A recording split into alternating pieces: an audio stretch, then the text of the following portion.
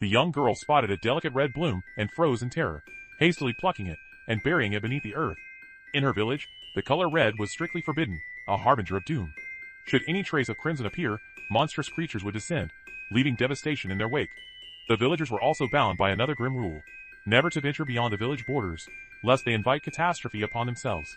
For generations, they had lived in obedience to these laws, their lives a careful balance of fear and survival.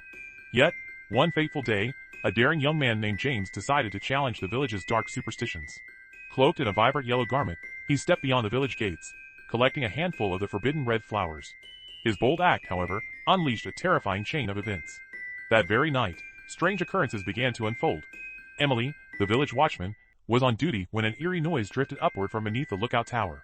Heart pounding, he cautiously lifted the wooden plank and caught a glimpse of a shadowy red figure darting past.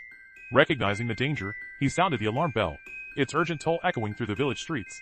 The villagers scrambled to safety, hiding in their cellars. Among them was Sarah, a blind girl whose acute hearing had always been her greatest asset. Though her boyfriend, Tom, had yet to return, she refused to lock her door, fearing he might be trapped outside.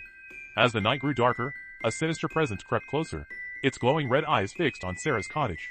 In a desperate race against time, Tom returned just as the creature reached the door.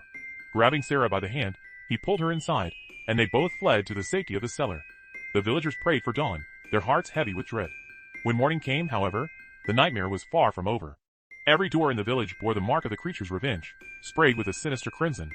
Determined to prevent further attacks, the villagers barricaded themselves inside their homes. Yet, when night fell once more, Sarah defied the danger, stepping outside to meet Tom for their planned rendezvous. Love, it seemed, was a risk worth taking, even in the face of a monster's wrath.